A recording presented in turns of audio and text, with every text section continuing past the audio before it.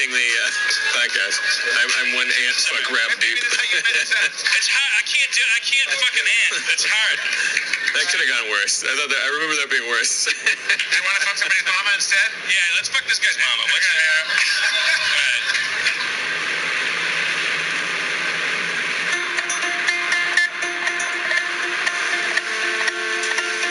I don't have my ear cam. I'd like to go al fresco tonight. I want to hopscotch away from the way I started Phoenix. And so I feel like I need to train myself to be a little more confident. So have you seen a difference in audiences on the road so far? I know you've just done Phoenix. It's our second city. Yeah. So I honestly no, I haven't. So to me, all of your work is about connecting people and turning a passive audience into an active one. Be it from like the amazing passionate rallies and protests from community fans, and even like Spencer, like just somebody who was in the audience, now a part of the show. Was this always in your head when you're doing these things to like get fans like out of their chairs and producing content? It's never something that you consciously think. It's just it's a thing that I've always found makes me happy. Right. I definitely like all I want on my deathbed is to think that when I was 40, the people who were 20, that there was a contact. Thank you so much. I'm so excited to see the show, Jeff. It was really nice to meet you. Thank you, man. Well, yeah. All right, we'll see you guys out there. Enjoy. Yeah. Thank you.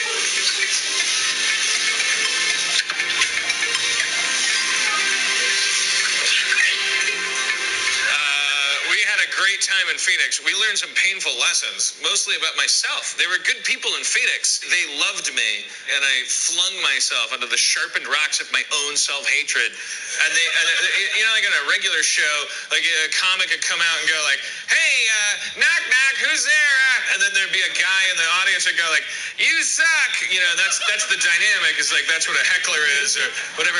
Like it's completely inverted with me because I have no act, and then I come up and I go like, "Oh, I'm a bad person," and then people in the audience go, "You're doing fine. We love you. Season 2 of Community made me cry. Just keep going." And I start going, fuck you, pal. What do you know? Dan actually started heckling the audience as well. It was terrible. I felt awful. But you all listen to the podcast, right?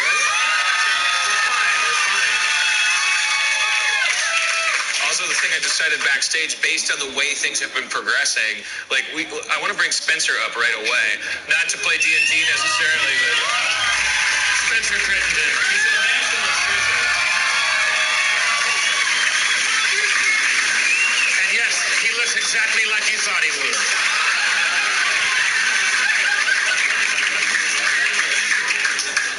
Thank you for coming, Spencer. You're welcome. Dan and I realized last night in Phoenix that we really didn't know anything about Spencer. But now we learned that he has on both feet, what's it called? Syndactyly. He has he suffers from syndactylism? Is that what... I don't suffer from it. I'm sorry. Forgive me. He's blessed with a... He is given the rare gift of having two of his middle toes on each feet fused together. Yeah. Ladies. All right. Moving on. Jeff and I have been friends for probably, I will just round up 15 years. Today, this morning, in an IHOP bathroom, Jeff and I took our first shit together. Not together. Next to each other. Different toilets. I've known him forever. It's like, I came in the bathroom, I know he's in there. Like, I'm not going to ignore it. But I'm saying, I heard his little flip-flops. That's all I want to say. I take adorable shits. They're like unicorn tears. Come on down to Harmontown, and that frown upside down. He is yellow, who is brown? Come on down to Harmontown. Yo, Tex Texas. I hope I don't wreck this. I'm trying to freestyle coming off Phoenix. I feel frantic. I want to freestyle for you. I want to rap for you. Not do it like dudes do. I feel it coming inside. I feel terrible. I'm doing a terrible job. Yeah, fuck. Yeah, that's cool. All right. Dan, don't panic. All right. Just keep it cool. Yeah. All right. Yo, Spencer. What?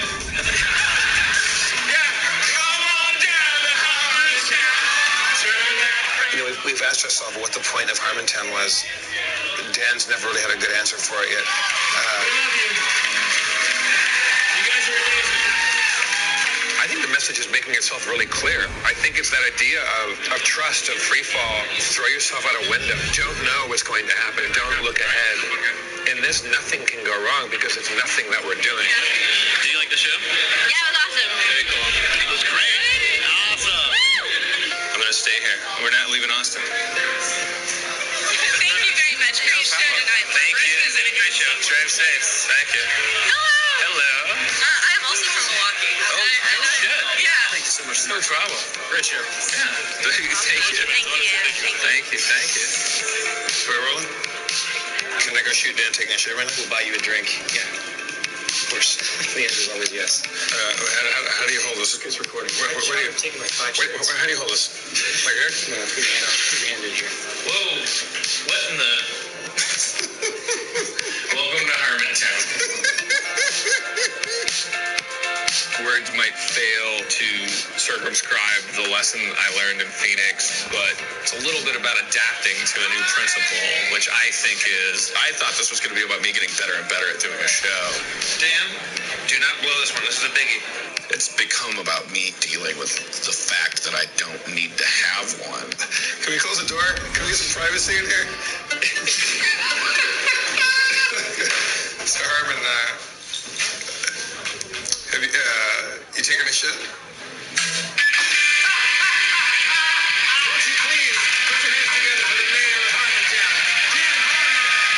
Let's get to know each other in an intelligent, sophisticated, mature way, Jeff. I want to have a decent show, a show you could bring your parents to. Aaron, have you masturbated on the bus?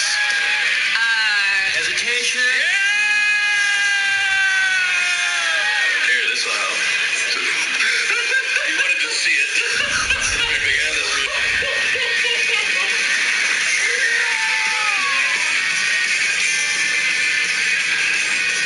Looks like things are going to be just fine. We're going to bring you up pretty quick, Spence. Cool. Dan, you know what time it is? It's D&D time.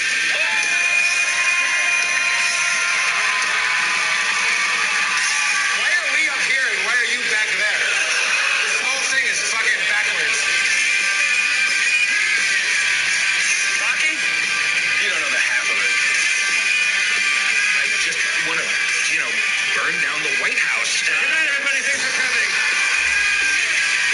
Go ahead, God. Take your best shot. This is my world now.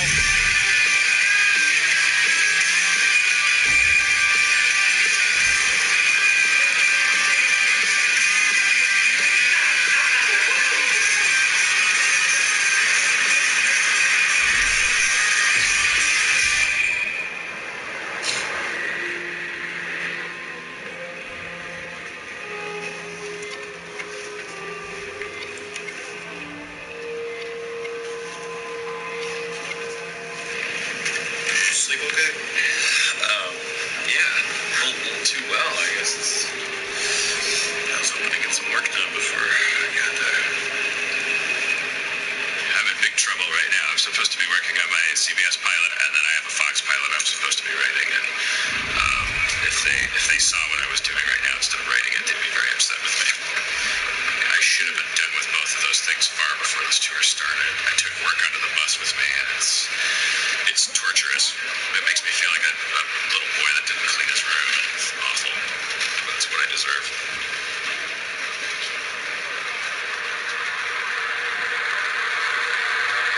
All right, guys, here we go. Quiet, please. Rolling.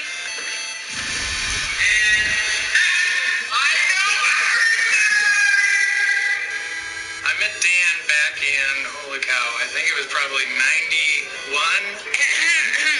I'm coming! We liked each other's comedy. We would talk about pop culture, talk about Star Wars, talk about just dumb, stupid stuff, and that was the beginning of our writing relationship. Ben Stiller called me and said that he met these amazing writers, and he wanted me to meet with them to try to develop a TV show. And I said, yeah, that sounds great. And we were like, if we're going to do TV, let's write something that only we would like. And the next thing I knew, they had written this unbelievable masterpiece. Hello, America. I'm Ben Stiller. I've directed an incredible new action series called Heat Vision and Jack. In it, we follow the adventures of a super intelligent renegade astronaut and his talking motorcycle. It had everything going for it, but it was just too weird and expensive. Unfortunately, it ended up being the most expensive pilot ever shot at 20th Century Fox. And pilot was not picked up. After watching our program, chances are you'll spend some time tonight watching one of your favorite primetime shows. But what happens to all those TV contenders that never make it? That pilot was legendary for a long time. I mean, like, that was a tape that you would try to hunt down to see the pilot for Heat Vision and Jack. Yeah, it's got a cult following, which I guess is, kind of a nice consolation prize. But it could have been so much more. So long, Jack Austin. So long, Sheriff. It's emotionally devastating.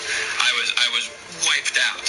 We know we did a good product, and it would have worked if it would have gotten a chance. It was wildly original and inventive, and, two guys saying this is what we think would be a cool show. After Heat Vision and Jack, it got really dark because it was the first time Hollywood really rejected us. But we just decided that our mantra would always be make the shows you would want to see. And I think that really affected Dan's work. Knowledge is power. For real. We only had 56 tickets sold for the show tonight and 172 open, which is a lot. Is there a Kinko's nearby? Yeah, right around the corner. Is there? Let's go to Kinko's and get some stars.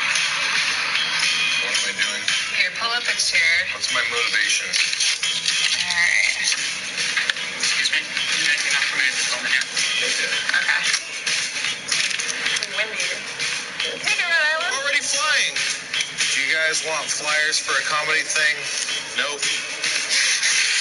I've done a lot of flyering in my life, and there's one thing I know, it's that you throw them all away. Give you a flyer? Thank you. He'll be there. Your legs aren't cold? My legs are never cold. I don't know why. It's like they're made of wood or something. Did you bring pants? I brought one pair of jeans. Are they magic jeans? Do they have one use? Are you saving them for something? Oh, yeah. They recharge every couple of days, so. When I was a kid, people would tell me, take a shower, you stink, you're a piece of shit. And one day I took a shower and combed my hair and got on the bus, and all the 8th graders were like, what? Look at that. Dude, give me skin, man. Give me 5. Fucking seriously, man. Good job. And I was like, never again, motherfucker. I am going to be a millionaire, and I'm going to smell like a butt. You've done it. Yes. You've accomplished your dream. Yeah.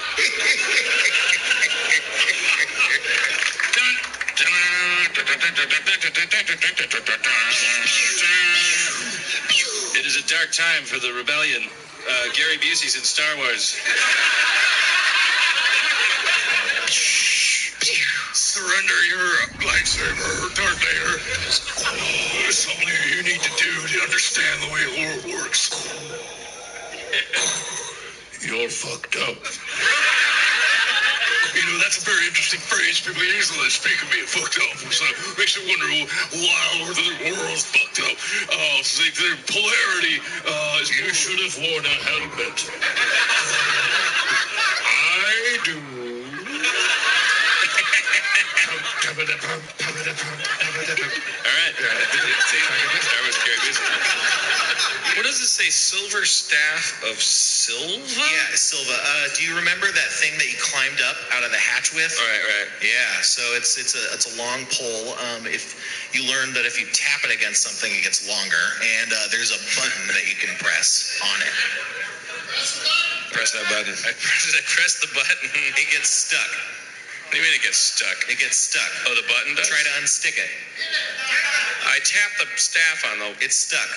I try to unstick it. That was You can't. It's stuck. awesome. You just said try to unstick it. Yeah. Is the button stuck or the stick No, is the stuck? stick is stuck. The button's not stuck.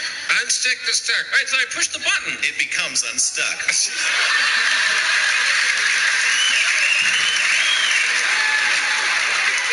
Can you send it to him? Yeah, so Spencer, do you have a marker? What's up? She would like to get an autograph. Sorry. I'm sorry. You're okay. I'm not okay. You're fine. Where you want it? Anywhere. Anywhere you want to sign it. 2 S's. Yep. Is this your wife I'm signing on? It is. You bet. Hello. Hi. Can I get a large blue A large blue and a what? book? Yes. Can I get a picture with you? Yeah. Thank you.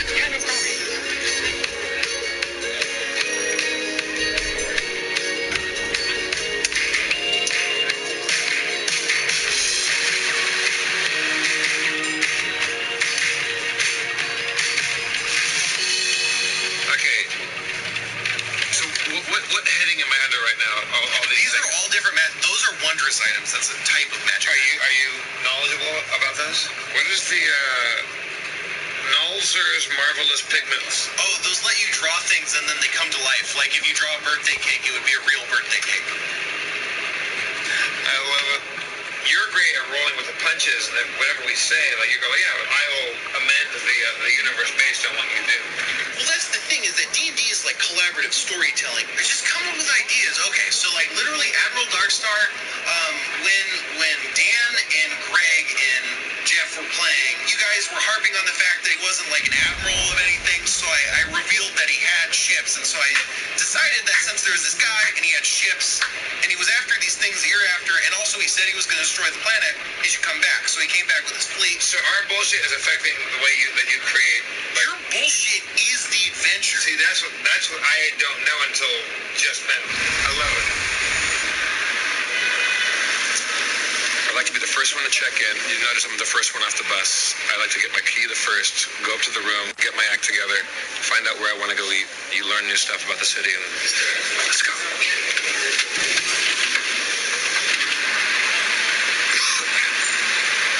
Traveling alone is my favorite thing. It's because if you travel with if I go out with Spencer and Dan and Aaron and we all sit there, we're gonna talk and we're gonna do our school crosser. We're gonna riff and we're gonna do our thing, but we're not gonna learn anything about the surroundings.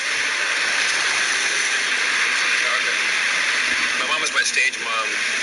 She started me in acting when I was like 4. Since I can remember, dance classes, tap shoes. My brother and I had super 80s Bob Fosse style jazz dance routines, wow. When I was 9, I got in a play called The King and I with Yul Brynner, and then we went on tour, and then we ended on Broadway. And so I basically was in close quarters with my mom all that time. She had built me to be this young actor, and I was making a lot of money back then. I was making a ton of money as a kid. And I think she was kind of living a vicarious, glamorous life through me. But I worked all day and night, and she would say, "Clean your room." I'm like, "Fuck you!" It's like I'm sleeping. I was working all day. So basically, we were married, in a way, except for the romance part. I felt like this husband. But you're 11, and you don't really have a vocabulary to say, "Listen, woman, I pay the bills around here." We came back to LA, and then and then she basically just she was diagnosed, and it was very clockwork. She was gone. She died when I was 13, but she had known she'd had cancer for a year or 2 and didn't tell anybody. I think that was kind of the old school way that you didn't talk about it. And then she died, and I didn't want to act ever again. It was never my choice. I was always being propelled into it. I go to high school, didn't want to act. And then my friend Matt Gorley, who does the Super Ego podcast, dragged me into an an improv group. And then a couple years into college, we got asked by Comedy Sports LA to be the new young guys in the group. And then I realized, you know what? I kind of have to do this. It's not about wanting to do it. I'm back. Storytelling is what I like and what I care about, and I've been doing a lot of stuff as improv and things like that, but I want to be involved in like things that connect people. I think that's part of the fetish about like doing Harmontown and stuff like that, is because every city, especially in this tour, is the best. It's the conversations with people afterwards. It's the weird connections that people have with that show and what it is. I have an intense curiosity about other people and strangers especially, you know, what makes them tick and what their fantasies and fetishes are. I mean, it's like you're hugging a stranger. It's like we connected for a second, but then beautifully you could walk away from them. There's nothing tying you down. Heaven on earth for me would be to put a parachute on me and throw me out of a plane anywhere. 1, 2, 2. 1, 1, 2. 1, 2. Hi.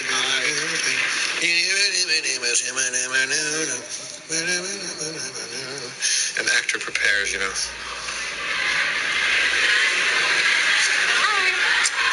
I love you.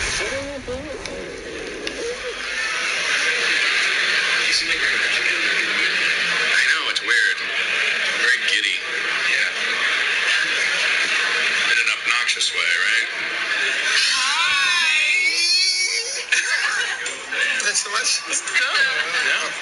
I'm gonna make the theme of tonight hubris, just because that's what I'm feeling. I got the 5-hour energy in me. I'm feeling like an asshole. Guess what, everybody? Harmontown is in session. I gotta own it. I gotta go out and be fucking cocky. Won't you welcome to the stage the mayor of Harmontown, Dan Harmon!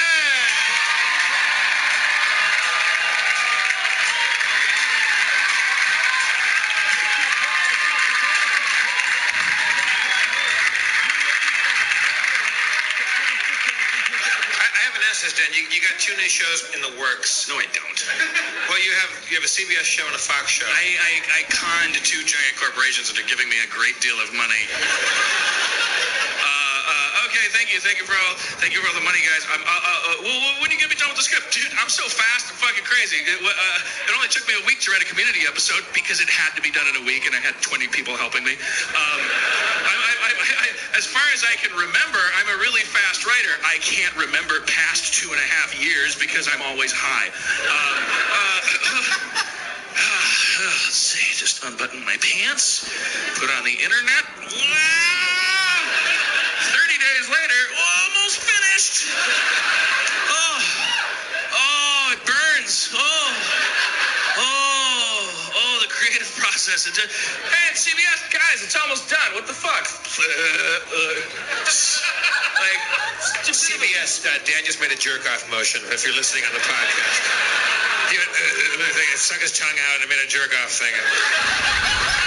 Dan, it's Christmas time. We agreed to spend this time with Rob and Kate. Do you understand what it's like to be a genius? Do you understand how fucking creative I am? Go have fun. I'm gonna be here trying to write this script. Jesus Christ, it's gonna fucking fade in on me jerking off.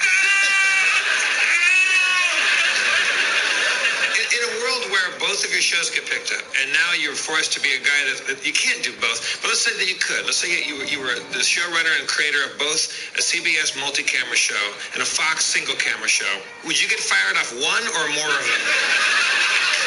Well, my hope, the supposition was that I wouldn't get fired from any of them, because remember, I also have an Adult Swim show coming in 2014, so You got 3 shows. the hope was that by diversifying my asshole folio, that I would now create a situation, because at the risk of sounding defensive and self-aggrandizing and possibly psychotic, the reason I keep getting fired is because I have too much time to focus on the job, and I keep, going like, yeah, but what if it could be a really, really, really good show? And then after a while, it gets very annoying to people around me, like. So you're saying by scattering your focus this much. So here was my fantasy, okay, in your gumdrop world. I wake up, okay, it's Monday, it's 9 a.m. Oh, God, oof. 8 hours of sleep. Wow, what time did I get home last night? Oh, I was working at CBS. I got home at 3 p.m. Because I said, what if there was a dog in it, and that my job was done.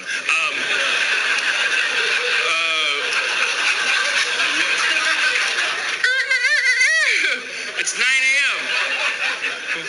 What time did I get to bed last night on this clock that I'm holding up?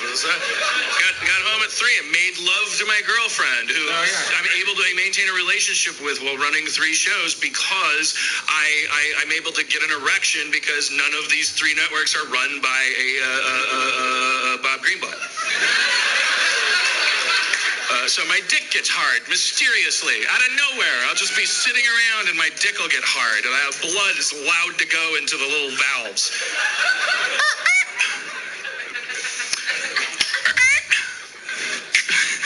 Here I am. I'm here at CBS for my first day of work.